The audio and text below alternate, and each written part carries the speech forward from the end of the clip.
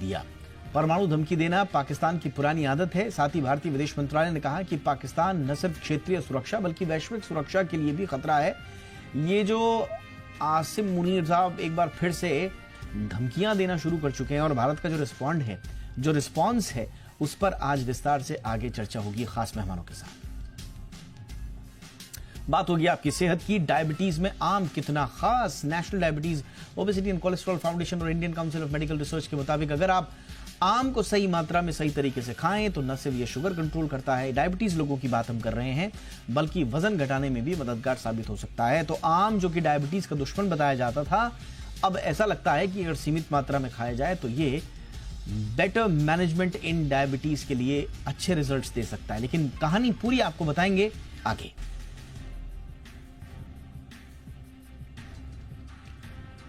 फिलहाल शुरुआत करते हैं हमारी आज की कवर स्टोरी की।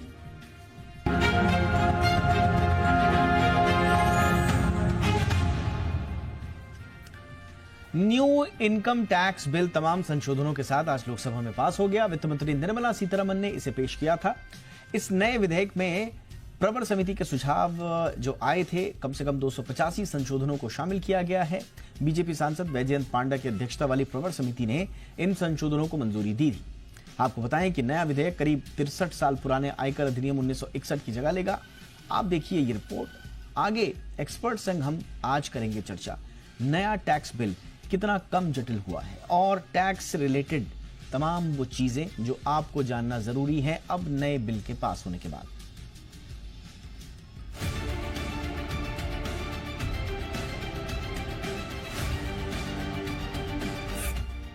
समय की मांग है एक सरल, पारदर्शी और consumer friendly income tax bill की।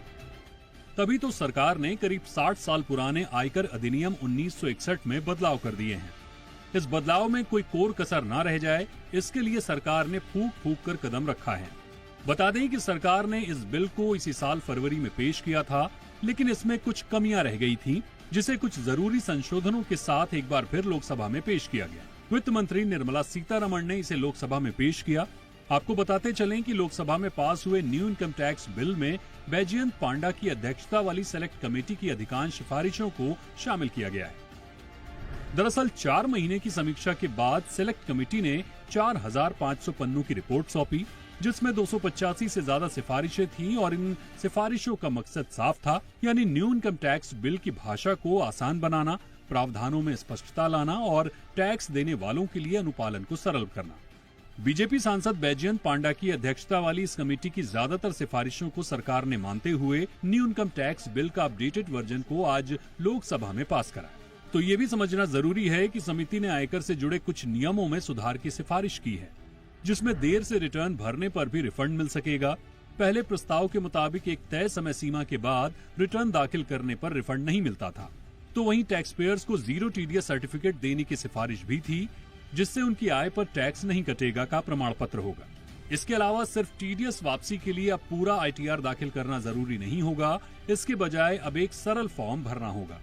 बता दें कि पुराने आयकर अधिनियम 1961 में बदलाव कर नया इनकम टैक्स बिल 2025 कुल 600 पन्ने का बनाया गया है, जिसमें कुल 23 चैप्टर और 16 शेड्यूल होंगे और प्रीवियस ईयर और असेसमेंट ईयर की जगह सिर्फ एक ही टैक्स ईयर होगा। इसके अलावा गैर जरूरी और विरोधाभासी प्रावधान हटाकर मुकदमों की संभावना घटाई जाएगी। जाहिर है, न्यू इनकम टैक्स के संशोधित बिल के पास होने से सरकार को टैक्स कलेक्शन में न केवल आसानी होगी, बल्कि इससे टैक्स पेयर्स को भी सहूलियतें मिलेंगी। सो अलग। ब्यूरो रिपोर्ट, जी मीडिया। खास मेहमान हमारे साथ जुड़ चुके हैं। स्वागत करते हैं सीए रुचिका भगत जी का, जीएसटी एंड टैक्स एक्सपर्ट। बहुत बहुत स्वागत है रुचिका जी आपका हमारे शो पे। विवेक जालान साहब हमारे साथ हैं, पार्टनर टैक्स कनेक्ट एडवाइजरी के। जालान साहब बहुत बहुत स्वागत है आपका भी। रुचिका जी, आप चर्चा की शुरुआत आप ही से कर रहे हैं। बहुत बेसिक बुनियादी प्रश्न, क्या कुछ बदला है? और आप अगर थोड़ा सा समराइज कर पाएं, नया बिल जो आया है पुराने बिल से कितना नया और कितना बदलाव के साथ आया है? देखिए, सबसे पहली चीज ये जानना जरूरी है कि नया बिल जो आया है उसको आने की जरूरत क्या थी। तो जो हमारा पुराना बिल था, ऑब्वियसली 1961 का हमारा बिल था, जो इनकम टैक्स एक्ट है हमारा, उसमें पुराने लॉज थे, नए चेंजेस के हिसाब से अगर आप देखें, अब हम यूरोपियन लॉज फॉलो करते हैं। अब हमारे जो ग्लोबलाइजेशन है, जो ऑल ओवर वर्ल्ड अगर आप देखेंगे तो टैक्सेस जो हैं वो सिमिलर होते जा रहे हैं। तो काफी ज्यादा जरूरत थी उस टैक्स लॉ में चेंजेस की, जिसके अंतर्गत ये नया टैक्स लॉ लेके आया गया। एक चीज, और दूसरी बात जो सबसे ज्यादा जरूरी थी, जो पुराना टैक्स लॉ था उसके अंदर काफी जगह पे कॉन्ट्रडिक्शंस थे सेक्शंस के अंदर आपस में, जिसके लिए भी एक नए लॉ की जरूरत थी। और अगर आप देखें जो लैंग्वेज थी वो बहुत कॉम्प्लिकेटेड थी। जैसे एक आम इंसान को अगर मैं बोलूं असेसमेंट ईयर, फाइनेंशियल ईयर या फिर प्रीवियस ईयर, तो उसको ये समझ नहीं आती है, टर्मिनोलॉजी समझ नहीं आती कभी भी। तो उसको सिंप्लीफाई करने की बहुत ज्यादा जरूरत थी। अगर आप देखें जो नया इनकम टैक्स का बिल आया है, ऑलमोस्ट इसमें 250 सेक्शन कम है एज कंपेयर टू लास्ट हमारा जो इनकम टैक्स एक्ट है। सेक्शन कम होने की वजह से हमारे पेजेस कम है, लैंग्वेज सिंप्लीफाई है, और इसके अंदर कुछ बेनिफिट्स भी दिए गए हैं जो प्रपोज है इसके अंदर। होप सो अगर वो बेनिफिट्स मिलते हैं तो काफी मेजर चेंज होगा पुराने इनकम टैक्स लॉ में और इस नए इनकम टैक्स बिल में। एब्सोल्युटली। जालान साहब, आपसे भी मैं बुनियादी सवाल ही पूछेंगे, और हमारे साथ एक और खास मेहमान जुड़ने वाले हैं, लेकिन मिडिल इनकम ग्रुप पर जालान साहब क्या प्रभाव पड़ने वाला है, खास तौर से इन्फ्लेशन एडजस्टमेंट के संदर्भ में? जी दीपक जी, जो सरकार की जो इंटेंशन है सरकार का ये न्यू इनकम टैक्स बिल 2025 लाने का, वो ये है कि इनकम टैक्स एक्ट को सिर्फ हम सिंप्लीफाई करेंगे, कि वही एक्ट रखेंगे, पॉलिसी जो टैक्स नीति है उसमें कोई चेंज नहीं करेंगे। जो नीति थी, जो पॉलिसी थी, जो है वही है, बस हम सिंप्लीफाई कर देंगे। जितना इतना बड़ा एक्ट है, काफी रिडंडेंट हो गए थे, 1961 का एक्ट है, काफी सेक्शन रिडंडेंट हो गए थे, उसको हम हटा देंगे। और काफी जो इधर उधर, जैसे ट्रस्ट के जो प्रावधान थे वो इधर उधर छितरे हुए थे, टीडीएस के काफी सारे सेक्शंस थे, उसको हम कम कर देंगे। परंतु ये जो हम इसको सेक्शन बाय सेक्शन देख रहे हैं अगर, तो हमें समझ में आ रहा है कि इसमें काफी पॉलिसी चेंजेस भी हैं जो कि जाने या अनजाने में हुए हैं।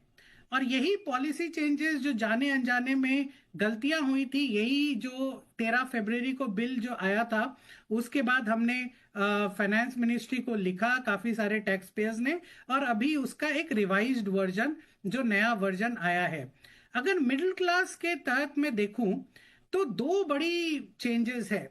एक तो जो मिडिल क्लास सैलरीड या छोटे बिजनेसमैन, एमएसएमई बिजनेसमैन थे, वो इनकम टैक्स के लिए पूरी कंसल्टेंट के ऊपर रिलाई कर रहे थे, क्योंकि इनकम टैक्स एक्ट जो रीड ही नहीं कर पा रहे थे। अगर एक सेक्शन 139 कि आपको रिटर्न डालनी है कि नहीं, अगर आप वो देखें तो आप अभी का जो 139 है वो कोई नॉर्मल बिजनेसमैन पढ़ ही नहीं पाता था, या सैलरी टैक्स पेयर पढ़ ही नहीं पाता था। अब आप उसे सरल भाषा में है तो वो पढ़ पाएंगे।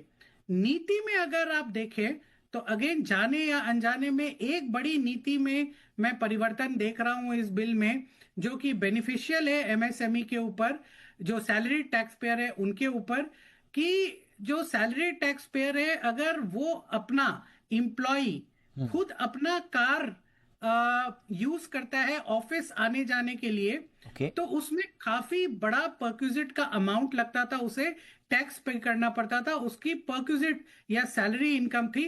अब जो नया इनकम टैक्स बिल देखा जा रहा है उसमें ये प्रावधान का संशोधन किया गया है, सरल किया गया है। अगर एम्प्लॉय अपनी कार भी यूज करता है ऑफिस आने जाने के लिए, उसके लिए एम्प्लॉयर से उसे रीइंबर्समेंट मिलती है, तो उसके लिए वो परक्विजिट अमाउंट जो है वो 2400 या 1500 रुपए महीने से ज्यादा नहीं होगा।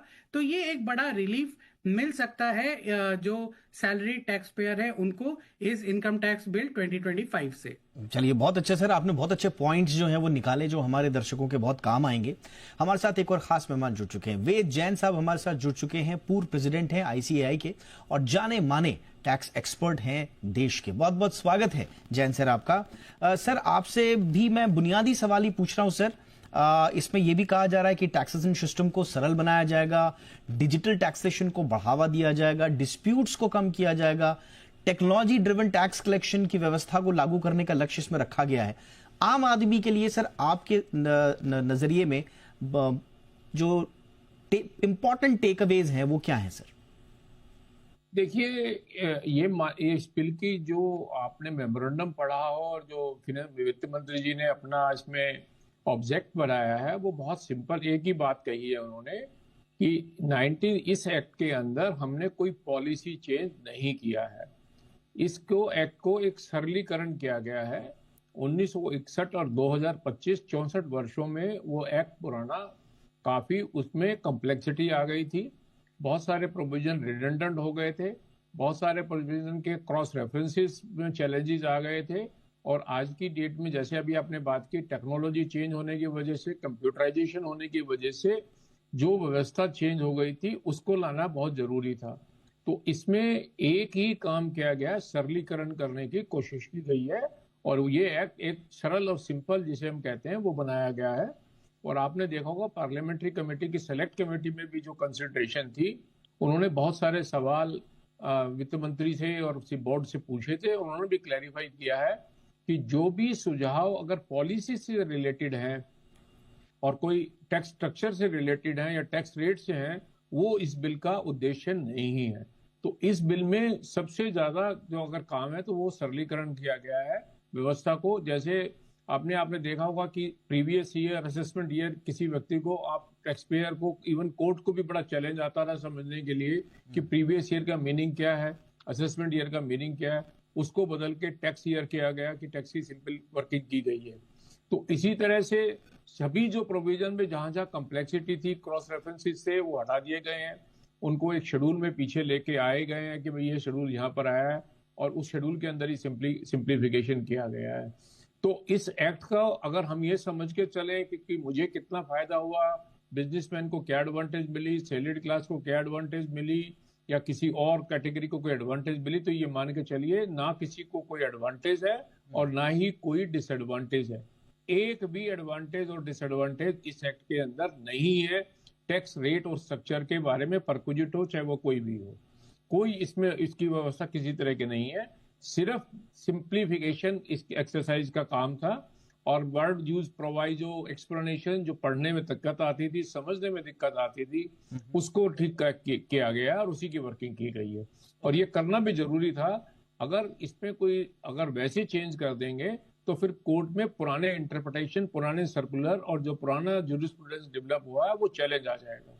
और तो इसीलिए वित्त मंत्री जी ने कहा कि वो सारे पुराने एक्ट में जो इंटरप्रिटेशन है, जो जूरिस्प्रूडेंस डेवलप हुई है, जो सर्कुलर है, वो सारे इसके अंदर बाध्य रहेंगे और मान्य रहेंगे।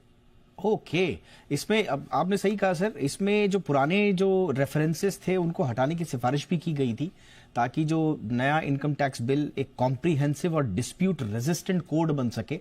अब देखते हैं इसमें कैसे होगा। कुछ चीजें रुचिका मैम मैं पढ़ रहा हूं, जैसे कि अब कुछ अनइंटेंशनल नॉन कंप्लायंस भी हो जाती थी, जैसे कि लेट आईटीआर फाइलिंग हो जाता था, उसमें पेनल्टीज को माफ करने का डिस्क्रिशनरी प्रोविजन भी जोड़ा गया है। तो ये क्या स्मॉल टैक्स पेयर्स के लिए इसमें कुछ इस तरह की छोटी छोटी चीजें हैं? जी, बेसिकली तो इसको एक तरह से रीड्राफ्टिंग कह सकते हैं इन अ सिंप्लीफाइड मैनर जो हमारा ये बिल है। बट इसके साथ साथ कुछ छोटे छोटे चेंजेस किए गए हैं जो एक आम इंसान के लिए, लिटिगेशन हो, चाहे रिटर्न फाइलिंग हो, चाहे टैक्स बेनिफिट्स हो, उसमें थोड़े थोड़े बेनिफिट्स दिए गए हैं। मे बी आप इसको ये कह सकते हैं क्योंकि रीड्राफ्ट किया है तो रीड्राफ्ट के चक्कर में उन्होंने थोड़े बेनिफिट्स जरूर दिए हैं। जैसे आपने कहा कि अगर आपकी टीडीएस आपका कटता है मगर आप रिटर्न फाइल करते हैं, आपको टैक्स नहीं पे करना, दैट इज आपकी टैक्सेबल इनकम नहीं है, बट फिर भी आपका टीडीएस कट रहा है, तो उसके लिए उन्होंने एक प्रोविजन लाने की कोशिश की है जिसके अंदर आप नील टीडीएस की एक क्लेम कर सकते हैं, एक सर्टिफिकेट जिसके अंदर आपका टीडीएस ना कटे। तो इस तरह से कुछ छोटे छोटे बेनिफिट्स हैं जो इंट्रोड्यूस किए गए हैं इसके अंदर।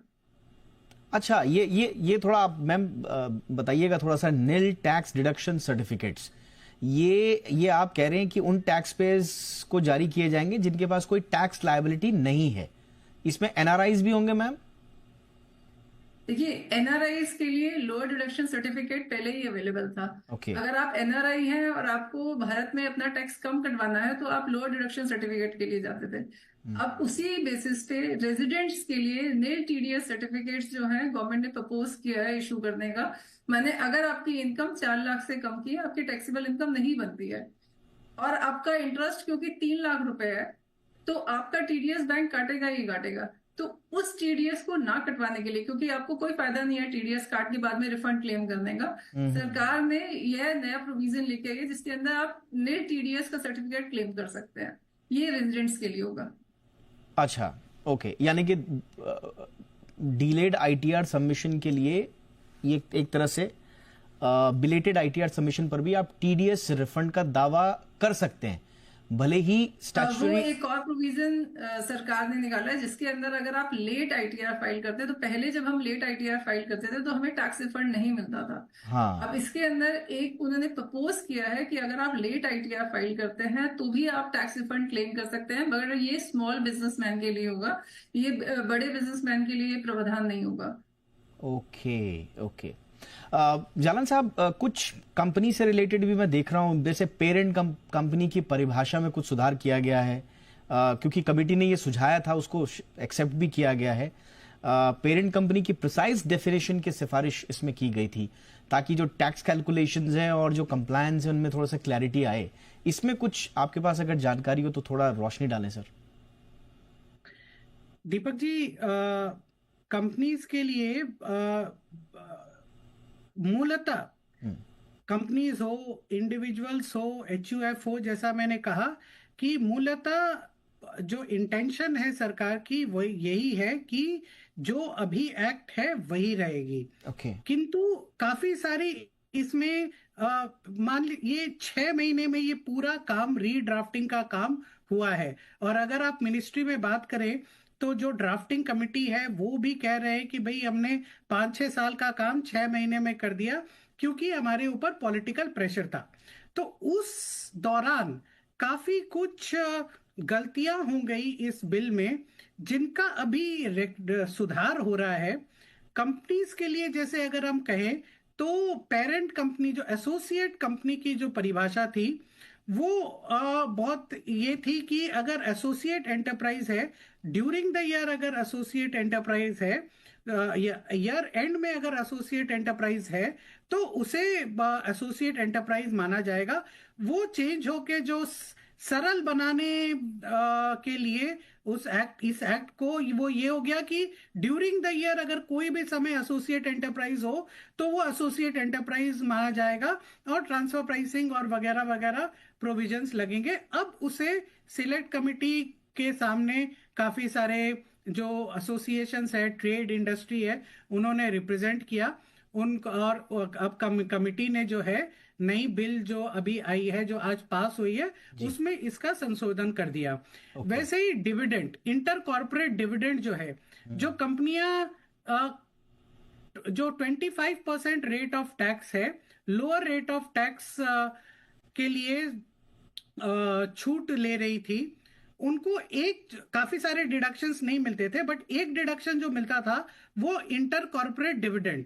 अगर उनकी ही कंपनी कोई इस ग्रुप कंपनी से डिविडेंड मिल रहा था तो उसमें एग्जेम्पशन थी, परंतु नए बिल में ये देखा गया कि वो एग्जेम्पशन गलती से हटा ली गई।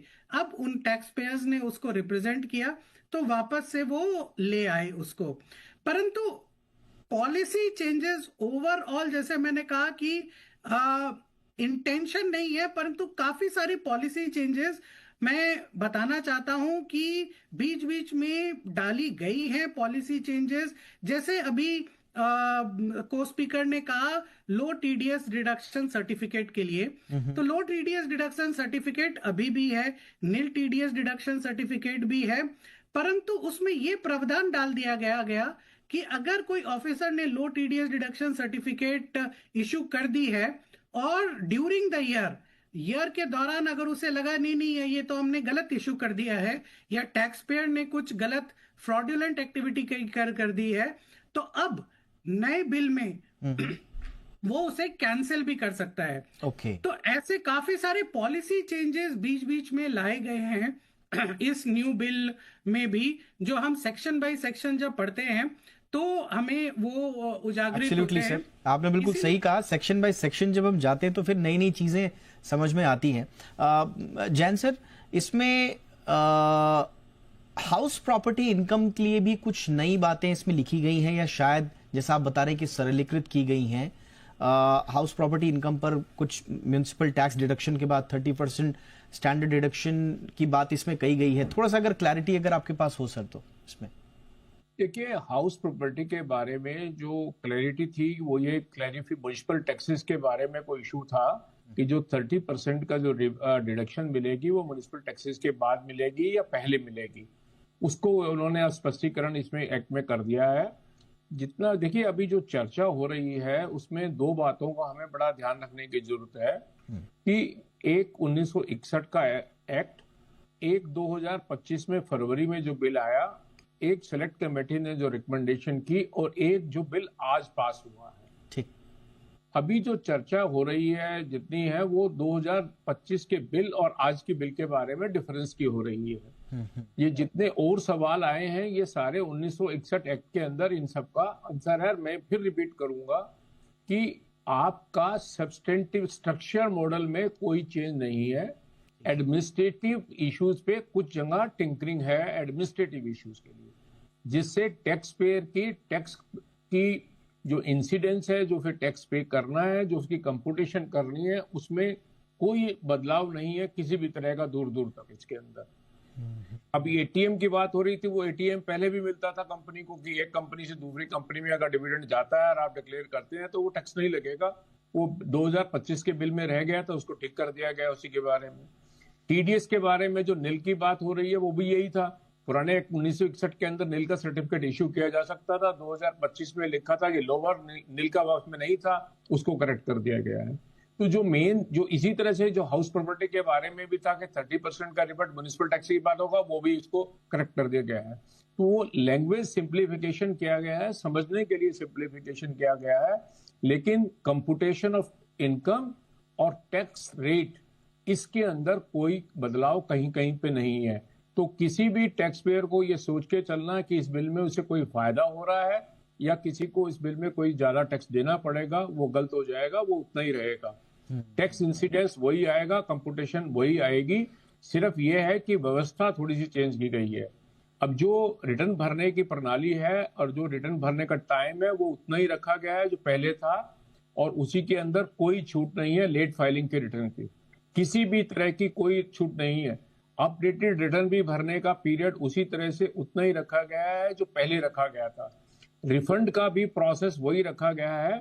2025 के बिल में जो फरवरी में आया था उसमें एक चैलेंज आ गया था कि रिफंड तब मिलेगा जब आपकी रिटर्न ड्यू टाइम पे फाइल होगी, उस प्रोविजन को हटा लिया गया है। इसका इम्प्लीकेशन वही है जो 61 में होता था कि रिफंड लेने के लिए आपकी रिटर्न लेट भी आ सकती है, अगर आएगी तो उसका एक व्यवस्था है, उसको कैसे आप फाइल करेंगे और कैसे उसे रिफंड को क्लेम करेंगे। ये इसलिए भी जरूरी था कि जो टैक्स की, जैसे मैंने कहा, पहली जो इंटरप्रिटेशन है पुरानी जूरिस्प्रूडेंस जो डेवलप हुई है, जो सर्कुलर्स हैं, जो क्लैरिफिकेशन है, वो सारे मान्य रहे, अदरवाइज उसके अंदर बहुत बड़ा चैलेंज आने का कारण था। बट सर इससे थोड़ा आपको लगता है सर थोड़ी राहत तो जरूर मिलेगी। जो डिटेल्ड आईटीआर सबमिशन के लिए रिफंड की व्यवस्था जो की गई है वो पहले भी था सर, या इसमें कुछ नया? पहले भी था, उसमें अच्छा। कोई चेंज नहीं है। मैं कह रहा हूँ ना, हम 2025 के बिल से कंपेयर कर रहे हैं। ओके। 2025 के बिल में ये गलती नजर आ रही थी कि वहां उन्होंने लिख दिया था कि रिफंड आपको तब मिलेगा जो आपको, क्योंकि जो सेक्शन था जिसको हम कहते हैं 139 जो उसका सब्स्टिट्यूटेड सेक्शन था, उसमें लिख दिया था रिटर्न टू बी फाइल्ड में in case you want to claim the refund then you should file the return before the due date. वो प्रोविजन हटा लिया गया है। तो इसका मतलब यह है कि नेसेसरी नहीं है कि आपको रिफंड क्लेम करने के लिए रिटर्न टाइम पे फाइल होनी चाहिए जी। वो एक बहुत बड़ा चैलेंज हो जाता, क्योंकि अगर किसी वजह से आपकी रिटर्न लेट हो गई, नहीं फाइल कर पाए, तो आपका रिफंड ही चला जाता जो टैक्स आपने पे किया हुआ है। अनड्यू टैक्स किसी से भी कलेक्ट नहीं किया जा सकता, ये एक बेसिक टैक्स की प्रणाली, एक प्रिंसिपल है। ओके। टैक्स उतना ही लिया जा सकता है जितना जिसकी इनकम के ऊपर बनता है।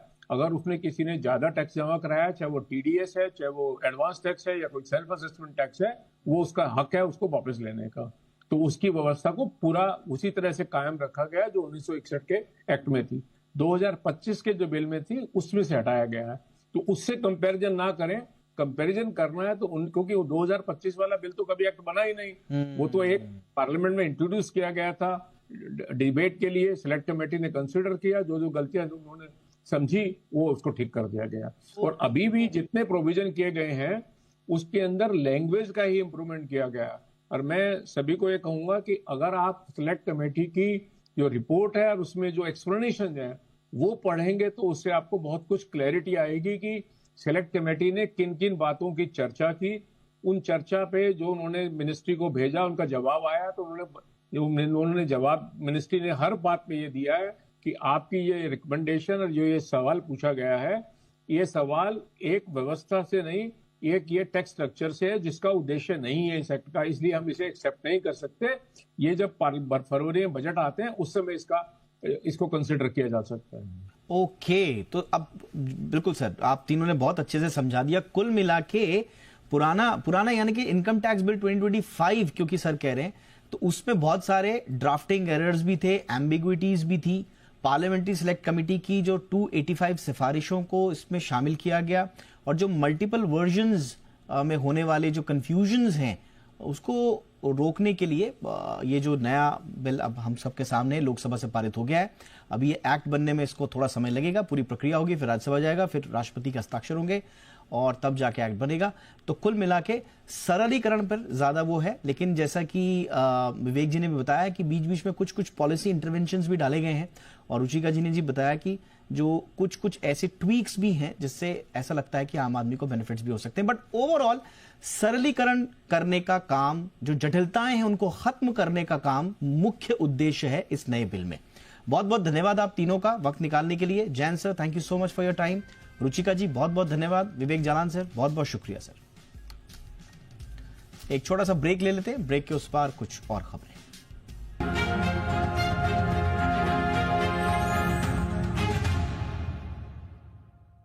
घर घर तिरंगा, हर घर तिरंगा, घर घर तिरंगा, रथ घर तिरंगा, घरों घरी तिरंगा, प्रत्येक घरी तिरंगा।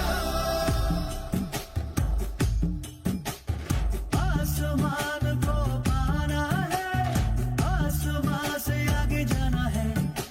नए भारत की नई कहानी अब आसमां को सुनाना है। गर्व है इस तिरंगे पर, सारे जहां को ये दिखाएंगे। अमृत काल मनाएंगे, घर घर तिरंगा लहराएंगे।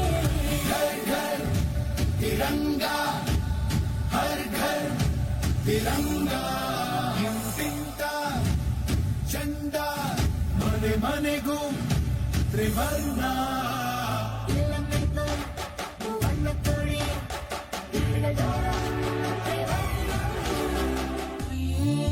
सरिया रंग है क्या? ये रंग मेरी शक्ति का है, ये रंग मेरी ताकत का है, ये रंग देश के माथे पे सजा। श्वेत है क्या? रंग सत्य का। ये श्वेत रंग शांति का है, ये श्वेत रंग एके का है, ये रंग देश के दिल में है बसा। रंग हरा तो खुशहाली का है, ये धर्म चक्र विकास का। इन्हीं उसूलों से है ये बना तिरंगा हमारा, तिरंगा प्यारा। घोरे घोरे तिरंगा, शान घोरे तिरंगा, घेर घेर तिरंगो, धोती घोरे पताका, थाली थाली तिरंगा, थाली थाली तिरंगा।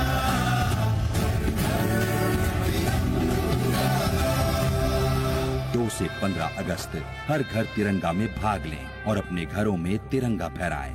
आज ही हर घर तिरंगा वॉलंटियर बनने के लिए रजिस्टर करें और तिरंगे के साथ सेल्फीज harghartiranga.com पर अपलोड करें।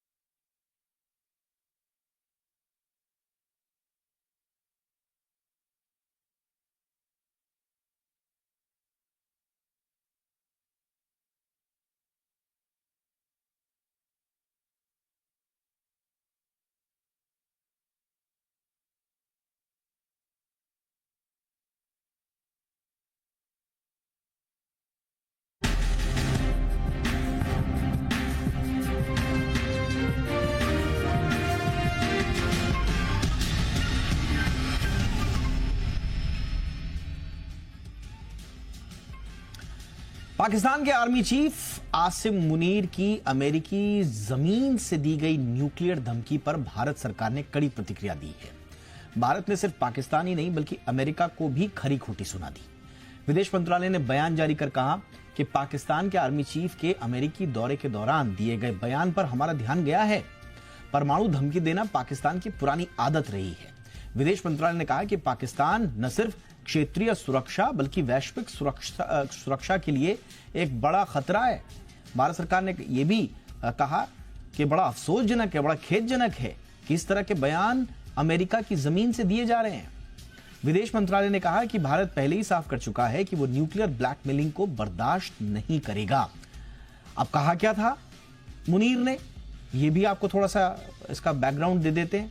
दरअसल खबरें ये आई कि फ्लोरिडा के टाम्पा में एक कार्यक्रम में मुनीर ने यह साफ कह दिया, वहां पर जो स्थानीय लोग थे उनके साथ बातचीत में, कि पाकिस्तान को भारत से अगर कोई खतरा हुआ तो वो आधी दुनिया को अपने साथ ले डूबेगा। मतलब पाकिस्तान भारत के साथ साथ पूरी दुनिया को भी धमका रहा है कि अगर भारत से हमें कोई खतरा हुआ तो हम तो डूबेंगे ही, हम आधी दुनिया को ले डूबेंगे। और ये किस परिप्रेक्ष्य में कह रहे थे मुनीर?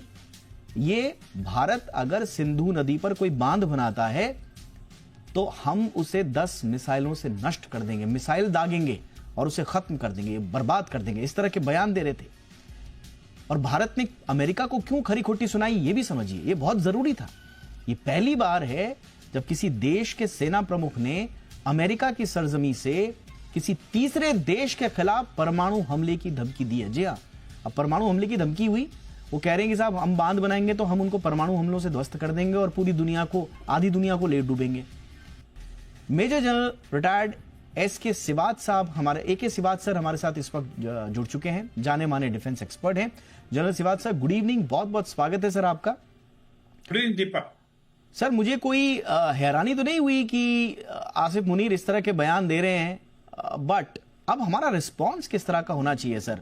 अगर हमने इसको एक्नॉलेज किया है कि आसिफ मुनीर ने इस तरह का बयान दिया है, तो ये तो साफ साफ सर वो बता रहा है पूरी दुनिया को कि हम एक तरह से ये टेररिस्ट गतिविधि की बात एक तरह से स्वीकार कर रहे हैं वो। तो अब हमारा नजरिया, हमारा पोस्चर क्या होना चाहिए सर? हाँ बिल्कुल, देखो सच्चाई है दीपक कि पाकिस्तान एक न्यूक्लियर ब्लैकमेल करने की कोशिश कर रहा है। और ये भी सच्चाई है कि सबको पता है पाकिस्तान का ट्रैक रिकॉर्ड क्या। पाकिस्तान एक आतंकवाद का देश है, वहां पर आतंकवादियों और पाकिस्तान की आर्मी में कोई खास फर्क नहीं, इनके बीच में तालमेल। और ये भी सच्चाई है कि जो न्यूक्लियर हथियार हैं ये these are not weapon of war, ये वेपन ऑफ डेटरेंस है। इनका इस्तेमाल सेकेंड वर्ल्ड वार के बाद नहीं हुआ। और ये भी सच्चाई है कि जिस दिन इन्होंने ये फ्लोरिडा में एक प्राइवेट डिनर पार्टी ने जो स्टेटमेंट दी हैं, जो आप बता रहे थे कि अगर भारत कोई डैम बनाता है सिंधु रिवर पे तो हम 10 मिसाइलों से उसको डिस्ट्रॉय कर देंगे, और अगर पाकिस्तान की जीत या हार होती है जो स्पेशली भारत को देख के, तो हम आधे वर्ल्ड को खत्म कर देंगे। तो ये इतनी इररिस्पॉन्सिबल स्टेटमेंट, ये इंपॉर्टेंट नहीं है कि ये स्टेटमेंट कितनी रिस्पॉन्सिबल है, ये इससे भी ज्यादा इंपॉर्टेंट है ये कहां पर स्टेटमेंट की गई। ये अमेरिका की जमीन पर इस प्रकार की इररिस्पॉन्सिबल स्टेटमेंट एक चीफ ऑफ आर्मी स्टाफ के दूसरे देश से करने के लिए मुझे लगता नहीं आज तक कभी हिस्ट्री में हुआ है। ये बड़ी दुख की बात है जिस तरीके से ये पास किया है। जनरल सिवाज, चल क्या रहा है सर? ये मुनीर के प्रति ये जो अमेरिका का प्रेम है और इस तरह के बेहुदा किस्म के, भड़काऊ किस्म के बयानों को आप एक तरह से शह दे रहे हैं, अपनी जमीन उनको आप उनको जमीन मुहैया करा रहे हैं इस तरह के बयानों के लिए। चल क्या रहा है सर ये अमेरिका और पाकिस्तान में? देखो दीपक, ये सच्चाई है कि पाकिस्तान अमेरिका के लिए एक फ्रंटलाइन स्टेट है, उसका इस्तेमाल ये करता रहा है। आप अगर देखें कि अयूब से लेके जिया तक और मुशर्रफ से लेके मुनीर, पाकिस्तान का इस्तेमाल अमेरिका ने किया है और फिर उसको यूज करके it has thrown them down. ये सच्चाई यूज एंड थ्रो वाली पॉलिसी अमेरिका ने अडॉप्ट की है। अभी अमेरिका को प्यार जाग रहा है पाकिस्तान को लेके, उसकी वजह है कि ईरान के अंदर जो बातचीत हुई थी, लड़ाई हुई थी, जिसके अंदर अमेरिका ने ईरान के ऊपर हमला किया था उसकी न्यूक्लियर साइट पर, तो कहीं ना कहीं उसको लगता है अगर इस पाकिस्तान की दोबारा जरूरत पड़ती है तो उसकी एयर बेसिस चाहिएंगे इनको, पाकिस्तान अमेरिका ईरान के लिए हमला करने के लिए इनके लॉजिस्टिक बिल्डअप चाहिए उनको। उसके साथ साथ ये अलकायदा और इस्लामिक स्टेट जो अफगानिस्तान में, उन पे नजर रखने के लिए कहीं ना कहीं चीन अफगानिस्तान में ज्यादा दखल अंदाजी ना करे उसके लिए, फिर कहीं ना कहीं रशिया और चीन की सर्वेलेंस करने के लिए, तो ये अमेरिका एक प्रकार पाकिस्तान का इस्तेमाल करता रहा है। नॉन नेटो एक अलाई रहा है और अब उसको बहुत प्यार जाग गया है और उसकी वजह यही है कि जो मिडिल ईस्ट के अंदर जो चर्निंग इफेक्ट हुआ है। अब बात आती है जो बात दीपक कि ये जो कहा है, क्या ये वर्ल्ड कम्युनिटी को क्या लगेगा? देखो ये भारत के लिए नहीं, ये पूरी वर्ल्ड कम्युनिटी के लिए एक बहुत बड़ा चैलेंज है कि जिस प्रकार से पाकिस्तान ने एक इर्रिस्पॉन्सिबल स्टेटमेंट न्यूक्लियर हथियारों के बारे में कहा है, क्योंकि न्यूक्लियर हथियार के बारे में सेबर रैटलिंग तो इंक्लूडिंग नॉर्थ कोरिया भी नहीं करता, किम जोंग उन भी, जिस प्रकार के स्टेटमेंट जनरल मुनीर ने दिए, इसका मतलब ये है 3-4 बातें बहुत इंपॉर्टेंट है। एक तो ये सच्चाई है कि जो मैंने बताया था न्यूक्लियर हथियार they are not weapon of war, they are weapon of deterrence. Pakistan को यह भी भली बात ही मालूम है कि भारत की नो फर्स्ट यूज पॉलिसी है, मगर भारत की जो सेकंड स्ट्राइक कैपेबिलिटी बहुत पुख्ता है और हम ट्राइड हैं। ट्राइड मतलब 5 ही देश हैं जिनकी कैपेबिलिटी है आसमान से, जमीन से, समुद्र के नीचे से हम न्यूक्लियर हथियार फायर कर सकते। इसके बावजूद अगर पाकिस्तान ने ये हमको वार्निंग देने की कोशिश की है तो ये एक प्रकार से न्यूक्लियर ब्लैकमेल, और वो भी अमेरिका की उससे, मुझे लगता है बहुत दुर्भाग्यपूर्ण है। अभी हमें 3 चीजें करनी चाहिए। एक तो कहीं ना कहीं हमें वर्ल्ड को दोबारा अभी डिप्लोमेटिक चैनल से बताएं कि पाकिस्तान एक अनस्टेबल देश है, पॉलिटिकल इंस्टेबिलिटी, इकोनॉमिक क्राइसिस, आतंकवाद का बढ़ना, और हो सकता है आने वाले टाइम में इसके जो न्यूक्लियर हथियार हैं वो आप जो नॉन स्टेट एक्टर टेररिस्ट के हाथ में भी पड़ सकते हैं। और सच्चाई ये भी है कि ये न्यूक्लियर हथियार पाकिस्तान की आर्मी में भी सेफ नहीं है, जिस प्रकार से रैटल सैबरिंग कर रहा है पाकिस्तान का आर्मी चीफ। दूसरा इंपॉर्टेंट चीज है ये अमेरिका को बताना कि America should now wake up. अगर ये न्यूक्लियर हथियार को कंट्रोल में नहीं करते तो ये सोचना कि पाकिस्तान एक रिस्पॉन्सिबल न्यूक्लियर स्टेट है। मैं इसी को थोड़ा सा आपसे समझना चाह रहा था सर कि अच्छा ये पूरे बयान में एक बयान जिसमें थोड़ी सच्चाई है वो मुनीर ने दिया, और मुनीर इसके लिए बधाई के काबिल है। मुनीर ने जो बात सच उगली वो ये कही कि भाई भारत जो है वो मर्सिडीज है और पाकिस्तान जो है वो डग्गा मार ट्रक है। तो ये तो उन्होंने सच कह दिया, ये उन्होंने सच कह दिया। लेकिन इस सच्चाई के साथ साथ वो एक तरह से धमकी भी दे रहे हैं कि साहब अगर मर्सिडीज डग्गा मार ट्रक से टकराएगी तो किसका नुकसान होगा? मर्सिडीज का नुकसान होगा, ट्रक तो वैसे ही गया गुजरा है। तो सर क्या ये सारे बयान ये आधार नहीं बनाते हैं? हम अमेरिका को ये बताएं कि भाई तुम्हारी सरजमी से भारत के खिलाफ, जो कि मित्र राष्ट्र है, उसके खिलाफ दिए गए बयानों के लिए जो मंच का दुरुपयोग हो रहा है वो आप नहीं रोक पाए। एक तो आप क्या अमेरिका को रिस्पॉन्सिबल ठहरा सकते हैं सर?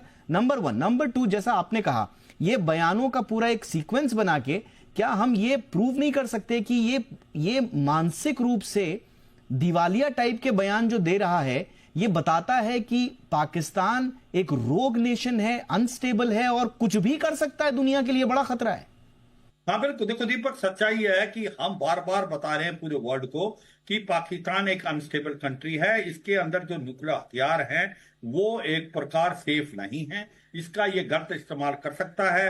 हो सकता है इसके न्यूक्लियर हथियार जिस प्रकार से वहां पर एक सिविल वार जैसी सिचुएशन है, नॉन स्टेट एक्टर के पास भी पड़ सकते हैं। पूरी वर्ल्ड के लिए ये बड़ा खतरा है।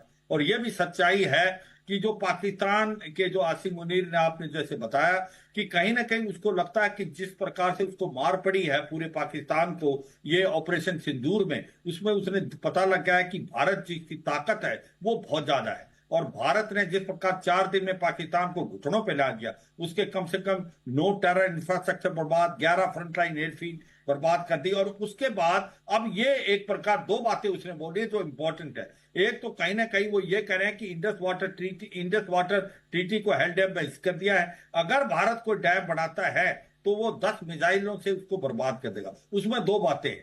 एक तो यह है कि पाकिस्तान की इतनी काबिलियत और क्षमता नहीं है कि उसकी कोई मिसाइल भारत के अंदर एक प्रकार दखल अंदाजी करे, क्योंकि हमारा जो एयर डिफेंस सिस्टम है वो बहुत पुख्ता है, वो दिखा दिया। दूसरा, उसको ये मालूम होना चाहिए कि अगर कोई डैम को तोड़ेगा भी तो पानी किस तरफ जाएगा, पानी तो डाउन जाएगा। वही एक लोअर रेपराइंग स्टेट है पाकिस्तान, बिना सोचे समझे बातचीत करता है पाकिस्तान का चीन। उसके बाद वो कहता है, एक बात आपने बहुत ठीक बोली, सच्चाई बता दी कि आज पाकिस्तान की इकोनॉमी कंडीशन बहुत खराब है, वो तो एक कचरे का ट्रक है, और भारत जो है एक शाइनिंग मर्सिडीज है जिससे इकोनॉमी बढ़ती जा रही है। और आज हम जो है 4th लार्जेस्ट इकोनॉमी है, और एक प्रकार वो है कि जो कि फास्टेस्ट ग्रोइंग मेजर इकोनॉमी कोविड-19 से पहले, कोविड-19 के बाद। वो कहता है अगर इनकी टक्कर होगी तो क्या होगा। मैं ये कहता हूं ये कचरे वाला ट्रक तो स्टार्ट ही नहीं हो सकता है, टक्कर की बात कहां कर रहा है। तो मर्सिडीज है, वो तो बहुत आगे चलती जाएगी। तो पाकिस्तान को समझना चाहिए, अपने अंदर झांक के देखना चाहिए। और हम ये वर्ल्ड की बॉडी को बोलते हैं इसको टेररिस्ट स्टेट डिक्लेयर करें, इसके न्यूक्लियर जो हथियार हैं वो प्रोटेक्टेड नहीं है, उनको अमेरिका भी कंट्रोल में है। फाइनेंशियल एक्शन टास्क फोर्स इनको ग्रे लिस्ट में डाले, और पाकिस्तान पे भरोसा नहीं करें। पाकिस्तान भारत के लिए प्रॉब्लम नहीं है, पाकिस्तान पूरे वर्ल्ड के लिए प्रॉब्लम है। वो कहता है हम पूरे आधे वर्ल्ड के अंदर न्यूक्लियर एक प्रकार से ऐसा हालात कर देंगे।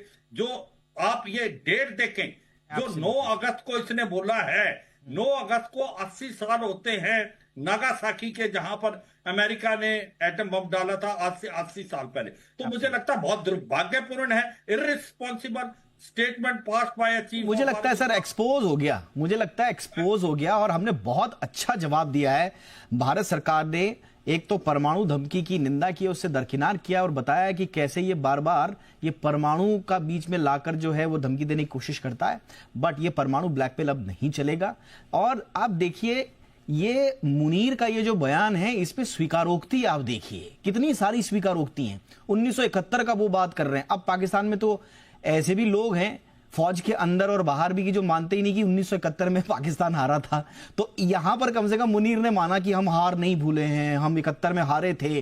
और टीस जो है बाहर आ गई सच्चाई के रूप में।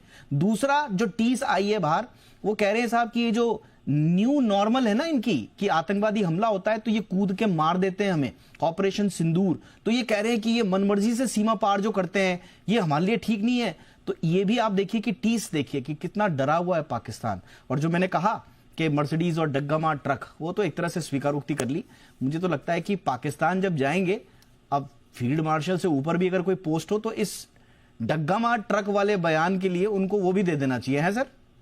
हाँ बिल्कुल। देखो दीपक, एक ऐसा देश आज तक नहीं देखा जो कि अपनी डिफीट को सेलिब्रेट करता है। जिस प्रकार से उन्होंने हारे हुए जनरल को फील्ड मार्शल बना दिया, अपने लोगों को मूर्ख बना रहे हैं। वो ये कह रहे हैं कि भाई उन्होंने तो बहुत बड़ा काम कर दिया, उन्होंने तो ये 4 दिन की जो कॉन्फ्लिक्ट थी उसको जीत लिया। सारे वर्ल्ड को पता है कि 4 दिन के अंदर पाकिस्तान घुटनों पे आ गया, उसका टेरर इंफ्रास्ट्रक्चर पूरा डिस्ट्रॉय। 11 जो उनकी फ्रंट लाइन एयरफील्ड, सरगोदा, नूर खान, आपका जकोबाबाद, कारदू, बुलारी में उनका वैक्स गया। और यही नहीं कि उनके 6 से 7 एयरक्राफ्ट बर्बाद हो गए, उसके 2 एवेक्स हो गए। तो ये सच्चाई, पाकिस्तान के हालात इतने खराब हैं। पाकिस्तान सारी, वो कहते कहावत है पाकिस्तान में, कहता पाकिस्तान की आर्मी कोई इलेक्शन हारी नहीं और कोई जंग जीती नहीं। तो ये सच्चाई है। वो कहते हैं हर देश के पास आर्मी है, पर अनफॉर्चुनेटली पाकिस्तान के अंदर आर्मी के पास देश है। और वहां असली पावर जो है वो इस्लामाबाद नहीं, वो रावलपिंडी से होती है। और ये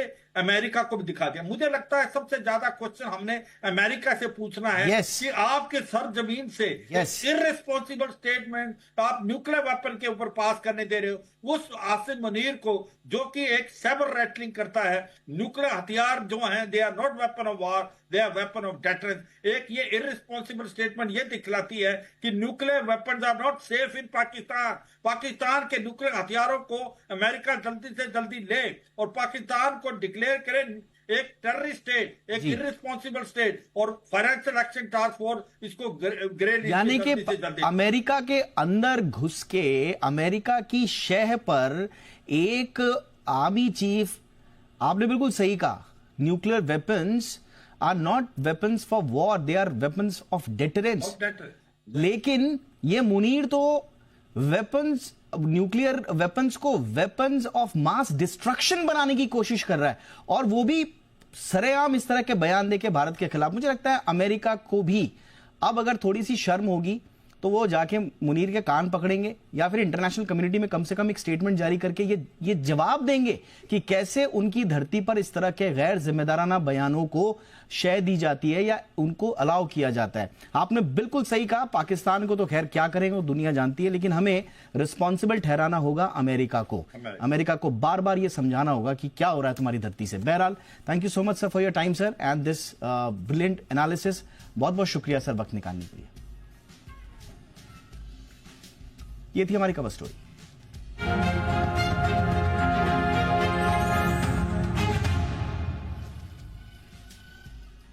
बात बाजार की। हफ्ते की शानदार शुरुआत हुई है। बाजार दिन की ऊंचाई के पास बंद हुआ। निफ्टी 222 अंक चढ़कर 24,585 के पास बंद हुआ। सेंसेक्स 746 अंक चढ़कर 80,604 के पास बंद हुआ। बैंक निफ्टी 506 अंक बढ़कर 55,510 के पास बंद हुआ। मिड स्मॉल कैप शेयरों में भी जोरदार तेजी देखने को मिली है।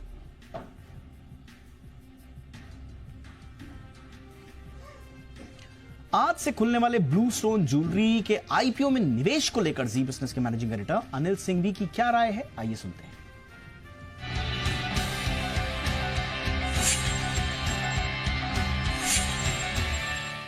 ब्लू स्टोन और इस आईपीओ में हमारी राय है अवॉइड करने की। इस आईपीओ को आप अवॉइड भी कर सकते हैं, या फिर बहुत ज़्यादा रिस्क लेने वाले इन्वेस्टर्स हैं जिन्हें डिजिटल प्लेटफॉर्म वाले बिजनेसेस बड़े पसंद आ रहे हैं, जो कि आजकल काफ़ी लाइमलाइट में है, तो वो लॉन्ग टर्म के लिहाज से पैसा लगाने की सोच सकते हैं। इसकी वजह क्या है? कुछ तो पॉजिटिव्स हैं कंपनी में जो बता दूं। मार्केट लीडर है कंपनी ज्वेलरी बनाने के कारोबार में। Second largest digital first omni channel, यानी कि डिजिटल पर मेजर प्रेजेंस है लेकिन सामने फिजिकल स्टोर्स भी है। तो दोनों तरीके से ये कंपनी बिजनेस करती है और इस तरह का बिजनेस करने के मामले में दूसरी सबसे बड़ी कंपनी है। ट्रैक ड्रिवन बिजनेस मॉडल है, जिससे आप बड़े से बड़े इसके लेवल कर सकते हैं, ज़्यादा से ज़्यादा डिज़ाइन आप दिखा सकते हैं। 75% ज्वेलरी ये इन हाउस बनाते हैं, इसकी वजह से इनकी डिलीवरी फास्ट होती है और मार्जिन भी बेहतर होते हैं। पूरे भारत में अच्छी प्रेजेंस है, लगभग सभी राज्यों में प्रेजेंट है। बिजनेस मॉडल एफिशिएंट है और कस्टमर्स, रिपीट कस्टमर्स काफ़ी ज़्यादा है। तो ऐसा नहीं कि कंपनी में बहुत सारी अच्छी और पॉजिटिव चीज़ें हैं। नेगेटिव्स क्या है? सबसे बड़ा नेगेटिव ये है कि लॉस मेकिंग है। वो नए ज़माने की कंपनियों में और टेक प्लेटफॉर्म वाली कंपनियों में, लॉस मेकिंग कंपनियों में हमेशा से डर रहता है, लिस्टिंग पर पैसा बनता नहीं है और बाद में नीचे मिलता है। तो इसी वजह से मैंने अवॉइड की राय भी दी है। तो 2011 से लेकर अब तक कंपनी लगातार घाटे में है। नेगेटिव कैश फ्लो रहे हैं 2024 और 2025 में अच्छे खासे।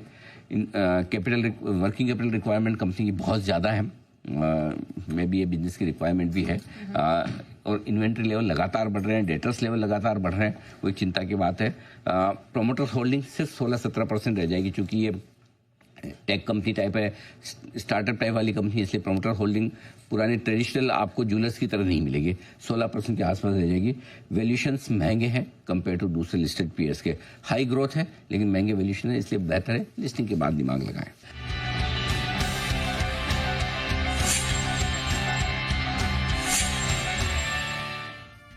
टेस्ला ने मायानगरी मुंबई के बाद आज दिल्ली में अपना शोरूम ओपन कर दिया है। दिल्ली के एरो सिटी में ये शोरूम खोला गया है और यहां टेस्ला मॉडल वाई देखने को मिलेगा। 2 वेरिएंट्स में टेस्ला मॉडल वाई आ रही है। इसमें रियर व्हील ड्राइव और लॉन्ग रेंज वेरिएंट शामिल है। इसकी कीमत जो शुरुआती है वो लगभग 60 लाख के आसपास है। और दिल्ली के पहले शोरूम में खड़ी टेस्ला मॉडल वाई की ज्यादा जानकारी दे रही हैं हमारी सहयोगी तनुजा यादव। हम हैं दिल्ली के एरो सिटी में, जहां पर टेस्ला का दूसरा एक्सपीरियंस सेंटर यानी शोरूम खुल चुका है। मुंबई के बाद दिल्ली का ये पहला शोरूम है जहां पर टेस्ला मॉडल वाई को पेश किया गया है। कैसी दिखती है गाड़ी, आइए देख लेते हैं। फ्रंट इसका काफी सिंपल और मिनिमलिस्ट फीचर्स के साथ रखा गया है। यहाँ पर आपको LED हेडलाइट्स मिल जाती हैं, कनेक्टेड LED DRLs भी मिलते हैं। नीचे यहाँ पर बम्पर में आपको एक कैमरा दिखाई देगा। इसके अलावा ऊपर विंडशील्ड पे भी आपको 3 कैमरा दिखाई देंगे। कुल मिलाकर 8 कैमराज यहाँ पर आपको मिल जाते हैं। रियर में आ जाते हैं, साइड में आ जाते हैं, तो साइड में यहाँ पर 19 इंच के एलॉयज आपको देखने को मिल जाते हैं। साथ में यहाँ पर आपको फ्लश फिटेड डोर हैंडल मिलते हैं जो इस गाड़ी को बहुत प्रीमियम लुक देते हैं। इसके अलावा रियर में आ जाएं तो रियर में आपको वही कनेक्टेड टेल लाइट्स मिलती हैं, LED का सपोर्ट मिल रहा है, कनेक्शन मिल रहा है यहाँ पर। और यहाँ पर आपको पावर टेलगेट मिल रहा है इलेक्ट्रिक, और आपको 822 लीटर तक का बूट स्पेस मिल जाता है। आइए गाड़ी के अंदर चलते हैं और देखते हैं कि गाड़ी का केबिन कैसा दिखाई देता है। कार का केबिन काफी प्रीमियम है, काफी मिनिमलिस्टिक फीचर्स इसमें दिए गए हैं। यहाँ पर आपको स्टीयरिंग पे ज्यादा बटन नहीं दिखाई देंगे, सिर्फ 2 ही बटन है जो यहाँ मिल रहे हैं। टेस्ला का लोगो है, लेदर से रैप्ड है और इसकी जो टच है वो काफी सॉफ्ट है। इसके अलावा यहाँ पर जो ड्राइवर डिस्प्ले है वो भी नहीं मिला है गाड़ी में। क्यों? क्योंकि यहाँ पर जो आपको 15.5 इंच की स्क्रीन मिल रही है डिजिटल, इसमें ही सारे फंक्शंस आपको मिल जाते हैं। 2 वेरिएंट्स में टेस्ला मॉडल वाई आपको मिलेगी, रियल व्हील ड्राइव और long range. Long range variant में आपको 622 किलोमीटर तक की रेंज मिलने वाली है और लॉन्ग रेंज मात्र 5.5 सेकंड में 0 to 100 किलोमीटर पर आवर की स्पीड पकड़ लेगी। वहीं इसकी टॉप स्पीड 201 किलोमीटर प्रति घंटा है। कीमत की बात करें तो जो रियल व्हील ड्राइव है उसकी कीमत तकरीबन 60 लाख रुपए है, लॉन्ग रेंज की कीमत तकरीबन 68 लाख रुपए है। बुकिंग इसकी स्टार्ट हो गई है 15 जुलाई से। सुपर चार्जर्स की बात करें तो सुपर चार्जर्स 4 लगेंगे यहाँ पर, 4 फिलहाल सुपर चार्जर्स लगेंगे, 3 डेस्टिनेशन चार्जर्स लगेंगे। साकेत, नोएडा और एरो सिटी में सुपर चार्जर स्टेशन लगाए जाएंगे। डिलीवरी इसकी अगले महीने से शुरू हो जाएगी। कैमरा पर्सन विक्रम सोमवंशी के साथ मैं तनुजा यादव, जी मीडिया। इंडिया 360 में आज बस इतना ही। #ZEIndia360 पर अपनी राय जरूर भेजिएगा। नमस्कार।